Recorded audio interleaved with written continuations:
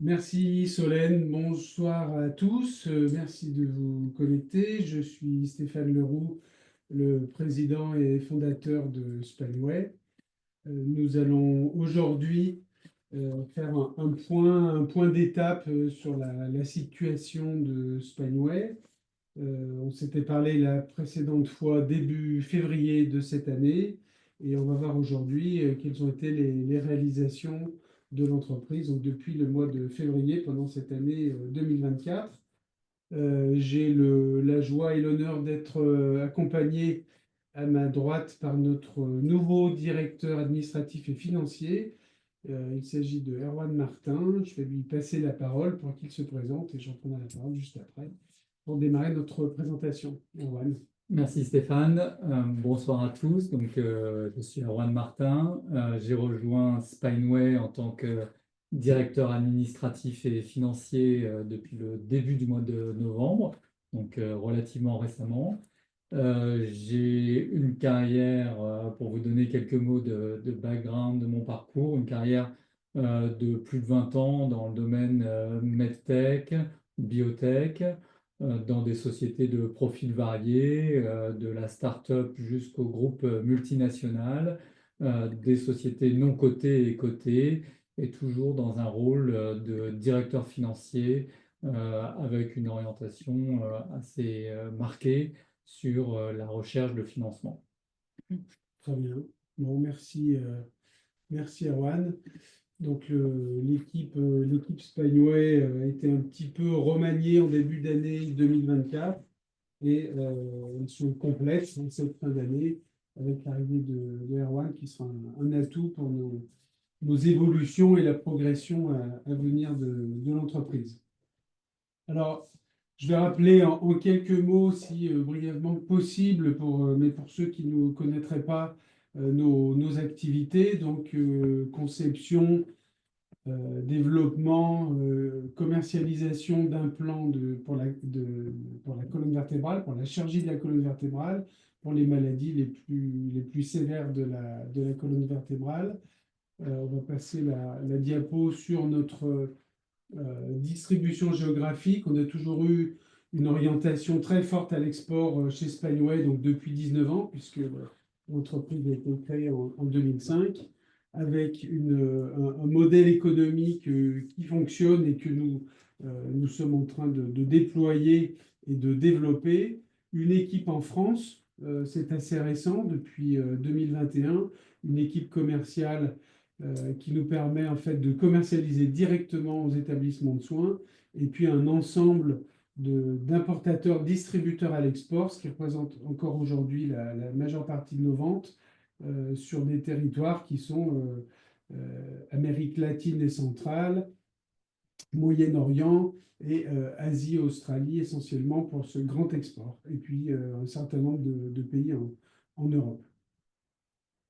Notre gamme de produits est une gamme large et originale, très originale, fortement innovante, avec une orientation haut de gamme qui est due à des opérations récentes d'acquisition depuis 2021. Nous avons principalement deux gammes de produits, ce qu'on appelle arthrodèse, qui sert à fixer les vertèbres et l'os autour des vertèbres. Nous avons plusieurs gammes dans la chirurgie par arthrodèse, avec une gamme très large et très originale, avec différentes approches chirurgicales, différents types de fixation, et on offre une palette de produits très large aux chirurgiens. Et puis depuis 2022, nous avons acquis une gamme d'arthroplastie, ce sont des prothèses de disque, où là l'implant permet une conservation du mouvement. On a aujourd'hui des prothèses cervicales, des prothèses lombaires qui sont très fortement innovantes. Elles existent depuis déjà plus de 10 ans sur le marché et elles conservent leur caractère innovant. Et voilà, cette gamme est très originale, différenciante, et elle va permettre à Spanway de se développer fortement à l'avenir. Diapo suivante, un des savoir-faire historiques chez Spanway, ce sont les certifications et les qualifications des produits. Il ne s'agit pas juste d'en fabriquer, d'en développer. Il faut aussi que ces produits aient le droit d'être commercialisés. C'est de plus en plus complexe en Europe avec la réglementation CE-MDR. On verra plus tard dans une diapositive qui va venir les activités qu'on a eues et les développements qu'on a eus. Nos produits, l'essentiel de nos gammes de produits est homologué aussi sur le marché des États-Unis, à part les prothèses cervicales. Et ça fait partie d'un projet bien spécifique chez nous. Et puis, sur la partie droite de la diapositive, vous avez une partie de nos agréments et de nos certifications à l'export. Nos homologations à l'export, c'est ce qui nous permet de commercialiser. Et aussi, c'est un savoir-faire qui existe et qui a été développé historiquement chez Spanway et un de nos points forts. On en verra aussi l'évolution. Diapo suivante, vous voyez l'équipe de direction qui a été un peu remaniée, concentrée pendant cette année 2024. Nous disposons tous d'une très forte expérience, notamment dans le secteur du dispositif médical et des implants. Et cette équipe donc, m'accompagne au quotidien pilote une équipe de environ 50 collaborateurs et toutes les fonctions de l'entreprise sont représentées et effectuées. Je rappelle juste que la fabrication et l'usinage des implants est sous-traité, mais c'est aussi un sujet sur lequel je pourrais revenir plus tard. Alors, si on parle maintenant du plan qui avait été présenté, des axes prioritaires en début d'année, quel allait être le déroulé de cette année 2024. On avait annoncé un déploiement des gammes premium, donc les gammes qui ont été acquises essentiellement en 2021 et 2022, et quel est l'avancement de ce déploiement. Les certifications CE-MDR, puisque nous sommes toutes les industries du dispositif médical bien occupées en ce moment avec cette phase transitoire et ce passage à la nouvelle réglementation. C'est aussi une des priorités de l'entreprise. Nous avons en février 2024, je vous avais annoncé une période et une politique pour cette année de rationalisation des coûts et une politique d'économie. On va voir ce que ça a apporté et quels ont été les résultats à aujourd'hui, ce qu'on peut en dire à aujourd'hui. Et puis, un mot sur le financement de la croissance et comment nous avons avancé en 2024. Alors, sur la commercialisation des produits qui s'accompagne et qui est comment dire, sous-tendu par une mise en avant, une promotion lors de congrès de chirurgie orthopédique. Nous avons bien avancé avec plus d'une quinzaine d'événements cette année. Ça doit être aussi sous-tendu par de la formation et de l'information auprès des chirurgiens. L'année dernière, on avait annoncé plus de 200 chirurgiens formés. Cette année, on est à plus de 300 chirurgiens formés et c'est ce qui va permettre d'assurer les ventes futures et le déploiement de nos gammes. Donc là, le contrat a été rempli et les objectifs ont pu être remplis dès à présent. On n'a plus sur le mois de décembre d'événements particuliers. En termes d'avancée concernant les affaires réglementaires, eh bien, comme je disais, c'est un des axes importants et un investissement absolument impératif en France, en Europe et puis pour l'export aussi. En termes de marquage CE, on a aujourd'hui 5 dossiers produits qui sont certifiés MDR, donc nouvelle réglementation, sur une douzaine de dossiers au total qui sont, eux, marqués CE. On vient de déposer des nouveaux dossiers donc, pour obtenir la certification MDR. Donc, c'est un processus continu au fil des mois. En ce qui concerne l'export, nous avons obtenu 13 homologations de gamme dans des pays export, 6 renouvellements dans le cas où les certifications sont données pour des durées limitées. Et puis, nous avons renouvelé deux certificats ISO 13485. Ça, c'est ce qui caractérise les fabricants du secteur dispositif médical. Donc là aussi, le processus normal se déroule et on a rempli les objectifs qu'on s'était fixés. Maintenant, si on observe, en fait, je vais passer la parole à Erwan pour vous présenter quelques chiffres sur les résultats de ce plan d'économie, de cette politique d'austérité qu'on avait annoncé début d'année. Où en est-on et que peut-on en dire aujourd'hui? Voilà. Merci Stéphane. Donc d'abord avec un rappel des résultats semestriels de l'année 2024. Donc je dis un rappel puisque ça avait été présenté au mois de septembre dernier. Donc ce qu'on constate, c'est les premiers fruits qu'on récolte du plan d'économie en fait qui avait été lancé en 2024.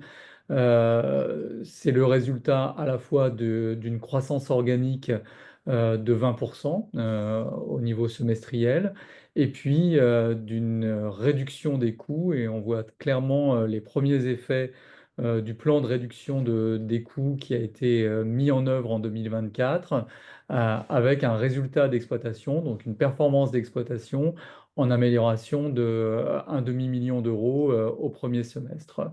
On a un résultat financier qui a été entaché d'une charge financière exceptionnelle liée au financement Negma.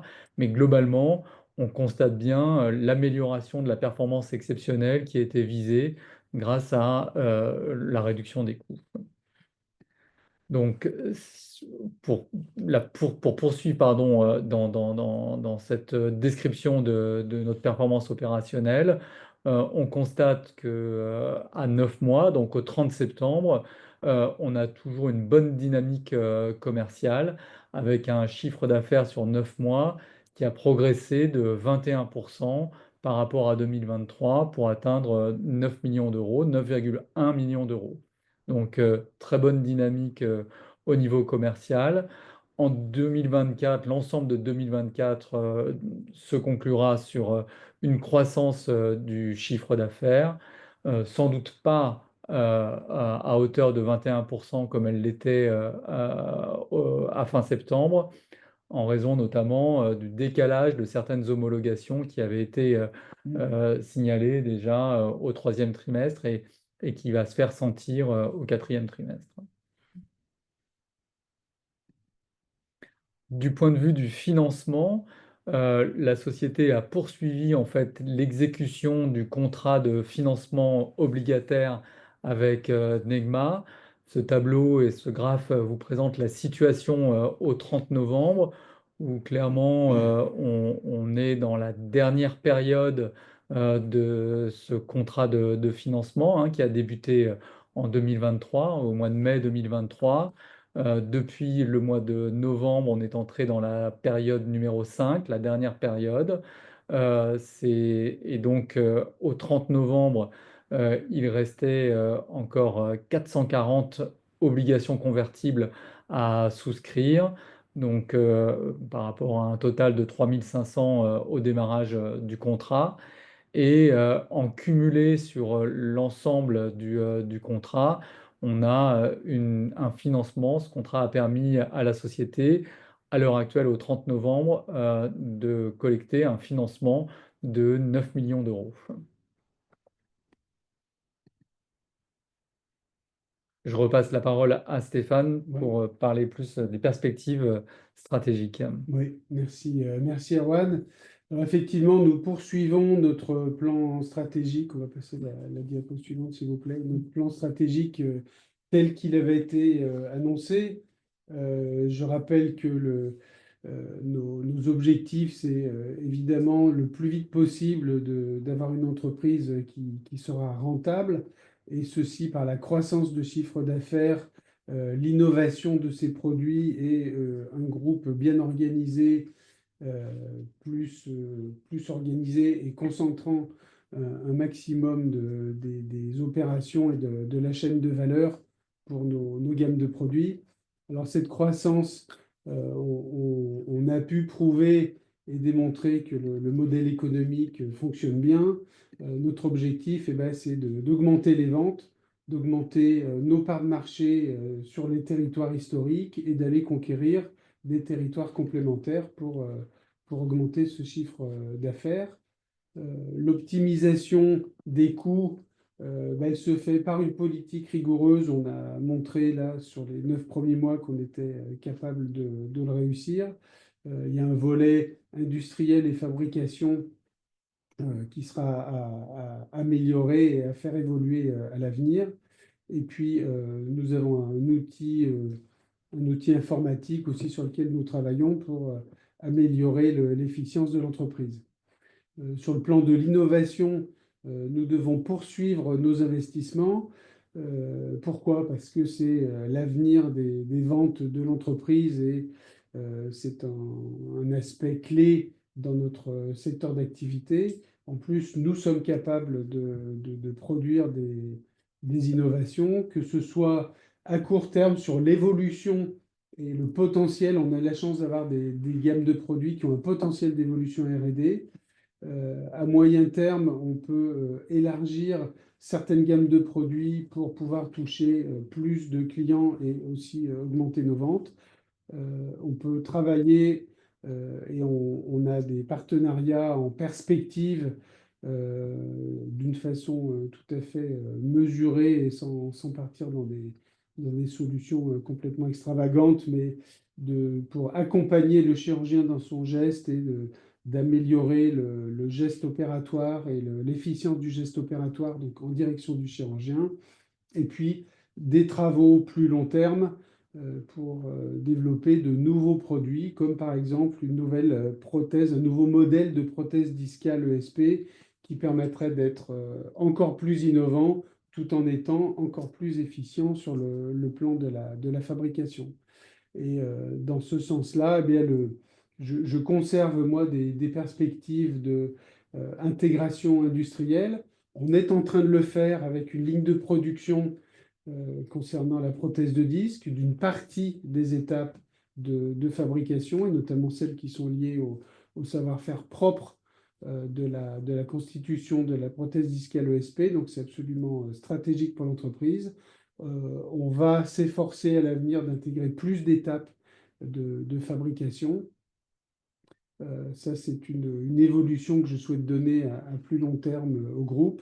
Et puis, par ailleurs, nous continuons à travailler et investir, pas énormément, mais investir quand même sur les étapes pour accéder au marché américain et d'avancer dans toutes les étapes de ce qui est ce que je baptise ou ce qui est appelé habituellement le market access, et qui sont les étapes préalables à la vente des produits. Et c'est un sujet qui est très important de traiter, sur lequel on est évidemment actif, et on va continuer d'être actif pour accéder au marché US. On voit que notre entreprise, elle confirme certains atouts qu'on avait précédemment avancés, évoqués, que ce soit notre croissance des ventes, avec une marge brute qui est robuste. Donc, on va s'attacher à ce qu'à l'avenir, la marge nette soit la meilleure possible et si possible de l'améliorer. Des gammes premium qui trouvent leur place sur les marchés, qui sont en croissance. Un renforcement de l'équipe de direction et des équipes opérationnelles qui sont expérimentées, qui travaillent de façon de plus en plus efficace. On voit l'augmentation du nombre de livraisons que nous faisons tous les jours, notamment en France. Et tout ça dans un contexte de maîtrise des coûts. Je pense que ça, on l'a montré dans le passé, et on poursuit. Les facteurs clés et les leviers de croissance future, je l'ai dit, la R&D et l'innovation, d'une part. D'autre part, on est loin d'avoir exploité toutes les synergies commerciales entre les pays sur lesquels nous sommes présents, les produits que nous n'avons pas encore fini d'homologuer, qui vont pouvoir démarrer. Il y a tout un tas de synergies à exploiter. On est loin d'avoir fini. Plus le marché potentiel des USA, ça nous laisse évidemment beaucoup d'espoir et de confiance dans la croissance future de chiffre d'affaires. avec comme facteur élément de valorisation de l'entreprise, et ben, tout notre contexte de brevets acquis dans le passé et sur lesquels on va continuer d'être investisseur et développeur. Et puis, bah, une gamme de produits différenciante, c'est très important évidemment. Toutes les homologations export, et ça c'est un capital qu'on a aujourd'hui parce que nous avons des droits acquis de commercialiser sur les pays sur lesquels nous vendons. Et cette expertise réglementaire, ben, je l'ai dit, ça fait partie de l'ADN de l'entreprise. Voilà, donc en conclusion, eh ben, une bonne dynamique commerciale, une amélioration des performances opérationnelles, et puis ben, des perspectives de poursuite de développement et d'investissements qui seront nécessaires, quoi qu'il arrive, en 2025. Alors, de façon mesurée, mais néanmoins des besoins de financement qui existent, qui sont liés notamment au cycle de vie des produits et à la commercialisation dans notre secteur d'activité. Je me permets juste de rappeler que quand on commercialise des implants et des gammes d'implants en France, il faut mettre en dépôt et fournir aux hôpitaux les kits d'implants et d'instruments. Cela génère une immobilisation, alors qui est rentabilisée par les ventes, mais c'est un des investissements que nous consentons. On a vu que les ventes démarraient très bien en France, donc on est très satisfait. On a l'intention de poursuivre. Tout cela étant mesuré, géré, et pour arriver à financer notre croissance, tout en restant investisseur pour être une entreprise innovante qui fait sa place de leader sur son marché. Voilà, je vous remercie de votre écoute concernant cette présentation. Et nous allons maintenant examiner les questions qui se sont présentées. Là, je n'ai pas de visualisation directe, mais Oui, on va regarder. Et exactement. Solène va me communiquer les questions que vous avez. Et puis, ben, on est là pour prendre un moment pour y répondre. Merci beaucoup. On a effectivement des questions qui ont été posées là d'ores et déjà durant la présentation et aussi d'autres qu'on avait reçues déjà en amont qu'on va effectivement adresser. Donc, bien sûr, la question qui est revenue assez souvent, qu'on a reçue et qui est de nouveau posée effectivement, c'est de savoir comment l'entreprise compte se financer dans le futur et est-ce qu'un nouveau contrat d'obligation convertible va de nouveau être signé? Alors, notre objectif et l'objectif répété depuis maintenant plusieurs années, c'est effectivement de ne pas rester scotché avec un financement par obligation convertible. Je pense que ça, tout le monde l'entend. Comment dire, la mission que je poursuis et toute l'équipe Spanway avec moi, c'est de faire croître le chiffre d'affaires pour que l'entreprise soit rentable. Alors d'une part, nous n'avons pas fini l'année 2024, donc nous ne connaissons pas nos chiffres 2024. Nous sommes en phase d'évaluation et de préparation de notre budget 2025 qui n'est pas finalisé et que nous sommes évidemment bien en peine de communiquer aujourd'hui. Mais on voit que les perspectives sont encourageantes et que les paramètres financiers s'améliorent et que la rentabilité ou l'équilibre opérationnel arrive maintenant, est en perspective à court terme pour l'entreprise. Nous ne faisons pas de prévision, donc je ne donnerai évidemment pas de chiffres, mais l'objectif reste et demeure de trouver des sources de financement plus traditionnelles avec comme situation qui est en face de nous le fait d'avoir la trajectoire pour arriver à l'équilibre, d'avoir le temps et les moyens de parvenir à l'équilibre, de publier des résultats à l'équilibre pour ensuite être en mesure d'obtenir des accords d'investisseurs ou d'établissements bancaires. Et en fait, toute la difficulté et le challenge qui nous fait face, eh bien, c'est de gérer dans le temps, dans le calendrier, tous ces moments-là. Et on peut évidemment, à ce jour, et c'est très très compliqué de donner des dates et des moments précis, puisque les étapes vont se passer les unes après les autres. Et on peut évidemment pas présumer de quand un banquier nous accorderait un prêt ou quand un investisseur arriverait au capital de Spanway. Donc on fait tout pour préparer l'entreprise pour ça, le plus rapidement possible. Je ne peux que aujourd'hui remercier les actionnaires qui nous soutiennent. Déjà remercier les personnes qui sont présentes et qui prennent du temps pour nous écouter aujourd'hui. Effectivement, on a besoin de votre soutien. C'est grâce à vous que on a les moyens de faire cette évolution de l'entreprise. Ça a commencé, comment dire, depuis déjà plusieurs années, ce retournement complet d'activité. On est parti avec des chiffres qui étaient vraiment très mauvais. On a beaucoup subi de dommages pendant le Covid.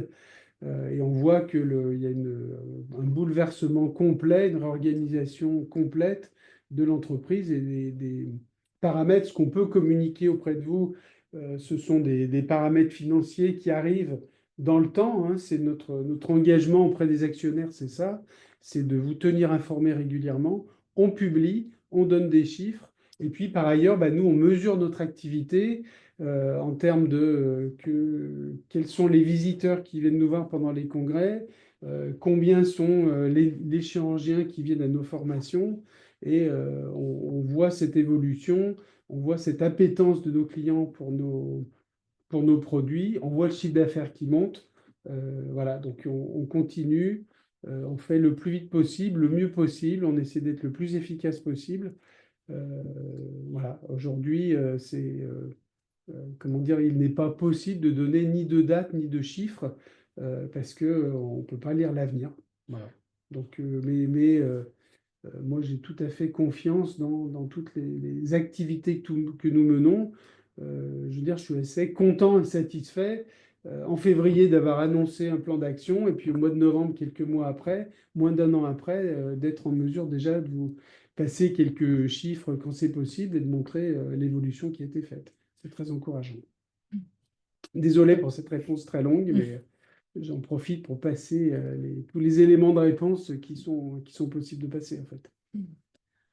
Une autre question, effectivement, des questions qui reviennent pour savoir quand est-ce que ça va s'arrêter, mais ça, on a répondu, du coup, c'est dit, on ne peut pas le donner à ce stade. Mais vous avez des questions aussi qui sont revenues pas mal ces derniers jours, puisqu'il y a effectivement un jugement qui est remonté sur les forums et autres concernant, et là je vois qu'il y a une question également, sur la situation et l'arbitrage entre Spineway et Strategos. Est-ce qu'on peut faire Ah un oui, point sur le sujet, puisque la bien procédure sûr. est-elle clôturée? Est-ce qu'il y a des choses à attendre sur le sujet ou pas?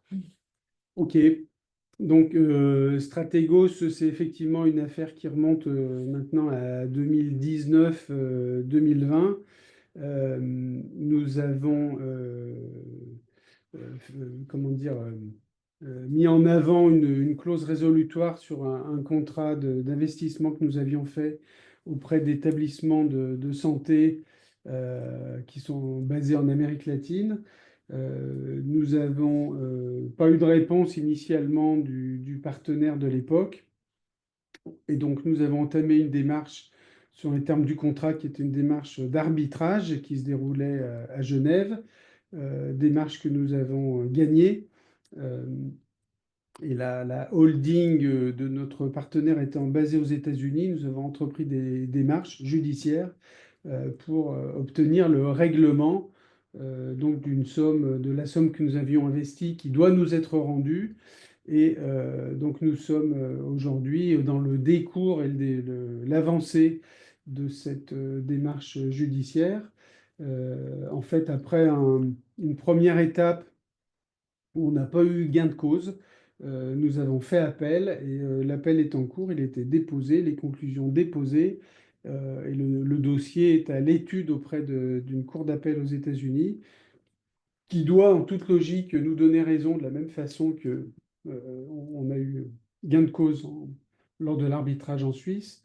Voilà. Néanmoins, ce sont des procédures qui sont extrêmement longues et on ne va pas attendre de réponse d'après nos avocats basés aux US.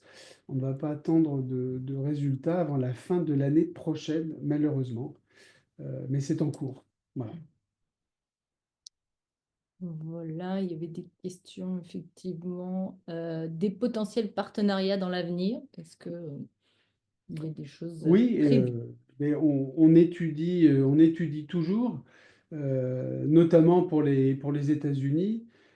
Pour les États-Unis, donc une partie de notre gamme de produits est commercialisable au sens réglementaire par la FDA. Elle n'est pas aujourd'hui commercialisée parce que, il y a plein d'autres étapes à remplir concernant le market access. Donc nous y travaillons. Ça, c'est plutôt pour du moyen terme. Et puis, une partie, et la partie prothèse discale, j'ai un modèle entre les mains, la prothèse discale, ça, c'est une procédure beaucoup plus longue et beaucoup plus coûteuse pour l'homologuer aux États-Unis. Et on a aussi une démarche auprès de la FDA américaine afin de se mettre en position de pouvoir l'obtenir. Ça nécessitera la mise en route d'un autre projet d'études cliniques aux États-Unis. On n'en est pas encore là. Et nous recherchons effectivement des partenaires pour franchir ces étapes-là.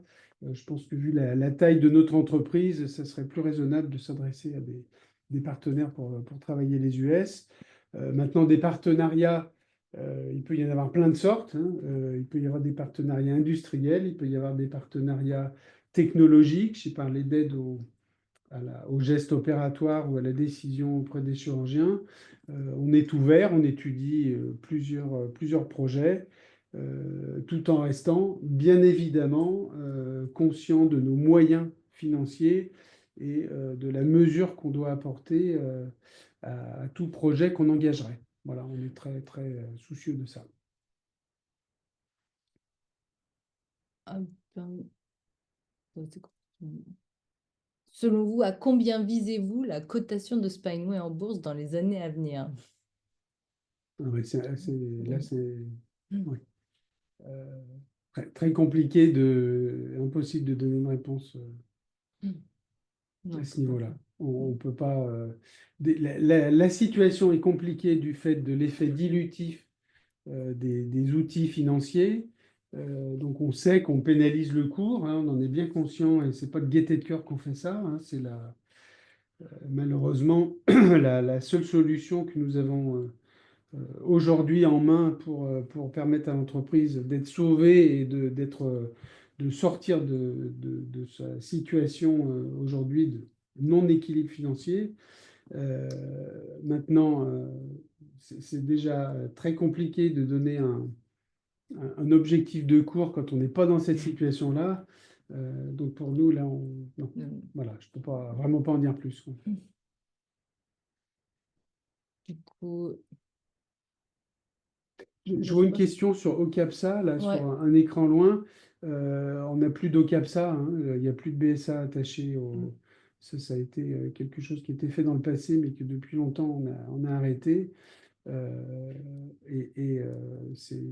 Voilà, je le précise, il n'y a pas aujourd'hui de BSA. C'est plus que des obligations convertibles en Oui, actions, oui, OCA. oui, Voilà. Il n'y a plus de voilà. CAPSA. Euh, Je sais pas, je vois une question sur combien de chiffre d'affaires pour être à l'équilibre. Je comprends évidemment vos préoccupations. Je comprends que vous aimeriez euh, comment dire, avoir une date et un chiffre. Quand est-ce qu'on arrête et à quel chiffre d'affaires on est rentable? C'est très très compliqué pour donner des réponses. On a une partie de nos charges qui est fixe, qui est inhérente à l'existence et de l'entreprise et à son fonctionnement basique. Par-dessus, on a plein d'exigences réglementaires, plein d'évolutions de lois, de fonctionnement, plein d'impondérables. On avait parlé d'homologation export au troisième trimestre qui était un peu décalé dans le temps. Bah oui, on a pris quelques mois de retard et puis tout d'un coup, on vient d'en recevoir là en tout début décembre. Il y a plein d'aléas qui font que entre les moments où les choses se passent et puis les coûts fixes et les coûts variables, les projets qu'il est impératif de déployer, de réaliser, je ne suis pas en mesure aujourd'hui de donner un chiffre d'affaires permettant l'équilibre financier. mm, mm. Donc, qu'est-ce qu'on avait? Il y a une question sur quel sera l'impact de la réduction du nominal sur le cours de l'action, qui a été effectivement annoncé hier. Anne, est-ce que Donc, tu peux répondre à ça? Oui. Alors, Donc on l'a annoncé hier. hier, on a annoncé hein, une réduction du capital Du nominal. par la voie d'une réduction du nominal de l'action, hein, donc, qui est dorénavant fixé à 0,002 euros par action. Cette mesure est purement technique et n'a aucun impact sur le cours de l'action en lui-même. Il s'agit juste en fait de modifier le nominal, mais ça n'a pas d'impact ni sur le montant du capital, enfin je dirais le cours, la valeur la valeur de l'entreprise et donc la valeur de l'action n'est absolument pas affectée par la valeur du nominal, le montant du nominal. donc ça a été opéré du coup. Elle est déjà effective ou ça C'est C'est effectif, effectif, hein. c'est effectif Donc, depuis la décision du conseil d'administration oui. qui est intervenue hier. Donc, voilà. Je crois qu'on a fait le tour des questions sur le chat. On avait reçu aussi une question concernant, pour savoir pourquoi, Monsieur Leroux, vous n'étiez plus actionnaire, enfin, on ne voyait plus au capital de la société, mais c'est justement lié au mécanisme des OC. Oui, au Vous en mécanisme avez encore? dilutif. Oui, oui, oui, c'est évidemment pas de gaieté de cœur. Moi, je suis un associé fondateur de l'entreprise, initialement avec 50% des parts. Une partie cédée lors de l'introduction en bourse de Spanway en février 2013. Euh, voilà, c'est pas un souhait particulier, c'est bien au contraire. Euh, voilà. Malheureusement, je ne sais pas s'il faut répéter encore, mais je le répéterai inlassablement. J'ai pas de souci particulier à le redire. Mais l'entreprise s'est trouvée en 2018 dans une situation absolument catastrophique. Euh, il y a eu des forts mouvements dans le capital et les actionnaires et fondateurs à l'époque. Il y a eu un besoin urgent en lien avec la chute du cours, l'impossibilité de financer l'entreprise. Il y a eu un besoin de fonds pour poursuivre l'activité, en fait. Et on a été contraint à l'époque de faire appel aux obligations convertibles. Et aujourd'hui, eh bien, à nouveau, notre mission, c'est de redonner de la valeur à l'entreprise. Et cette valeur, elle passe par la réputation des produits, leur volume de vente, et puis la rentabilité de l'entreprise et l'amélioration de sa performance. C'est un combat quotidien de toute l'équipe Spyway. Je peux vous assurer de la motivation très très importante de l'équipe Spyway, de la quarantaine de sociétés d'importation-distribution qui totalise des centaines de commerciaux sur le terrain dans plus de 40 pays dans le monde, de centaines de chirurgiens qui utilisent les produits. Il y a de la concurrence. Ces centaines de chirurgiens n'utilisent évidemment pas que du Spanway tous les jours. En attendant, ils sont tous très heureux d'utiliser les produits Spanway. On a des clients qui sont très très fidèles.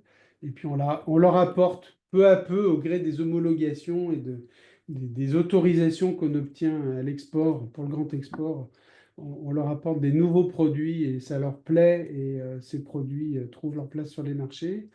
En France, ben, on présente et comment dire, on confie aux établissements de soins des kits d'instrumentation et d'implants et on a aussi de plus en plus d'utilisateurs et notre part de marché évolue dans le bon sens sur la France. Donc c'est aussi un sujet de satisfaction et c'est pour moi la solution pour arriver à l'équilibre financier le plus vite possible et puis évoluer et travailler ensemble dès cette année 2025 avec Erwan pour continuer les démarches qui ont été entreprises dans le passé, mais nos indicateurs financiers n'étaient pas bons et sont toujours pas suffisants pour qu'une banque nous dise, bah, écoutez, on vous fait une ligne de crédit.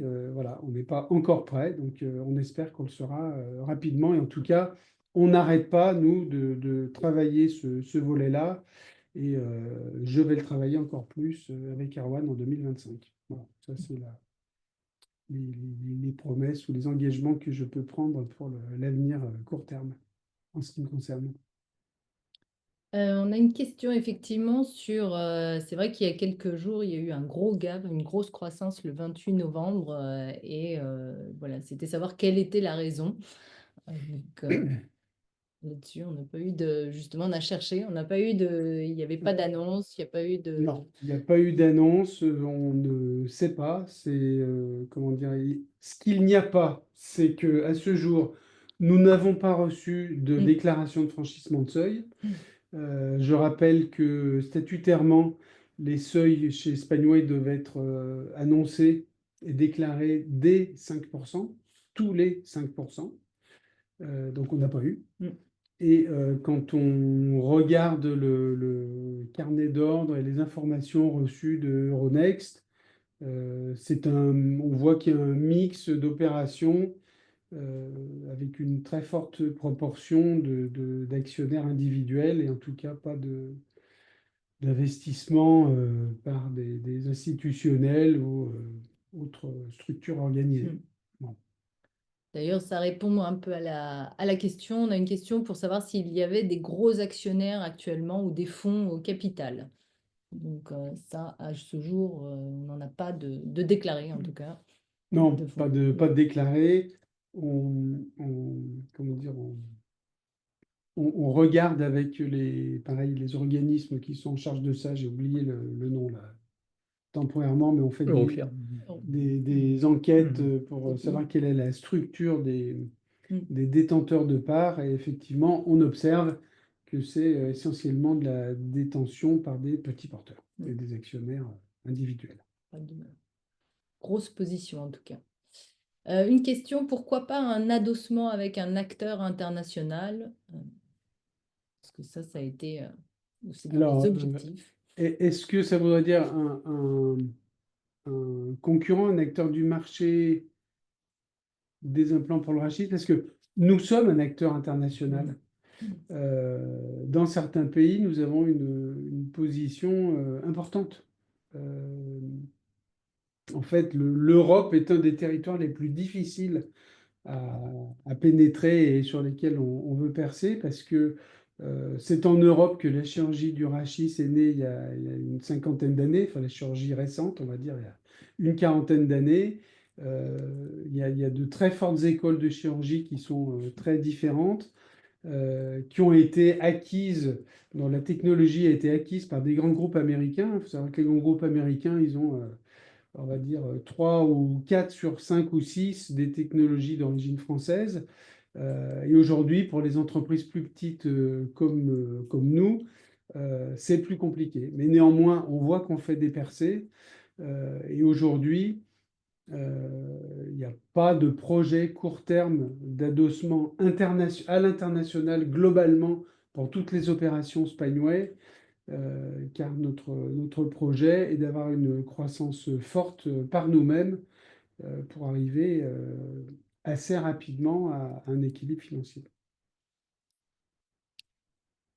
Ensuite, on avait une question pour savoir si, du coup, au cours actuel, est-ce qu'il y a un risque d'OPA de la société? Au cours actuel, est-ce qu'il y a un risque d'OPA? Oui et non. Il y a toujours un risque d'OPA.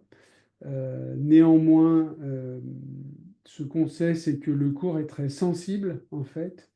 On l'a vu, ça fait lien avec la question qui a été posée juste avant.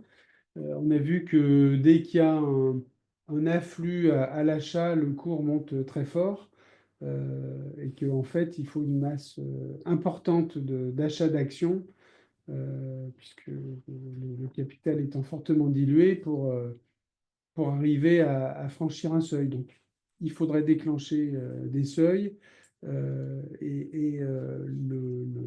comment dire, le cours de l'action évoluant assez rapidement vers la hausse dans le contexte de l'actionnariat que nous avons aujourd'hui, on peut croire ça serait assez challengeant, ça serait assez compliqué d'amasser un grand nombre d'actions et d'obtenir une position déterminante, euh, car le cours augmentant, il faudra vraiment injecter de plus en plus d'argent pour obtenir de moins en moins d'actions. Donc on sait que c'est pas simple. Et puis pour le moment, bah, le contrat d'obligation s'exécute. Donc malheureusement, on sait qu'il y a un effet dilutif à chaque tranche. Ça ne va pas dans le sens d'une OPA ou d'une prise de position facile. Voilà. Une question d'un actionnaire pour savoir s'il y a un rachat d'actions en cours et que faites-vous des actions achetées? Donc à ce jour, il n'y a pas d'actions. Pas de rachat d'action. Donc pas de rachat d'actions en cours. Du coup,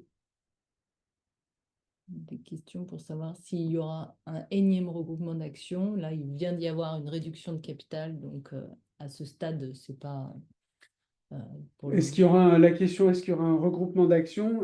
Ben, aujourd'hui, on voit que le cours baisse en lien avec l'exécution du contrat d'obligation. Euh, je pense que tout le monde a bien compris que nous avons à l'heure actuelle toujours besoin de financement pour l'activité de Spineway. Nous allons, ça je l'ai déjà dit, je ne peux que le confirmer, poursuivre l'exécution de ce contrat. Donc malheureusement, il y a un effet dilutif. Si l'action continue à baisser malgré notre soutien par nos actions, nos communiqués de presse, les démonstrations et l'information qu'on fait sur toutes nos opérations et nos évolutions, si ça ne suffit pas à soutenir le titre et si le titre continue à baisser, ben, il est possible qu'on soit à un moment donné contraint de faire un regroupement. Je peux pas l'éliminer aujourd'hui. Voilà. Sans que ça soit programmé, évidemment, à ce stade.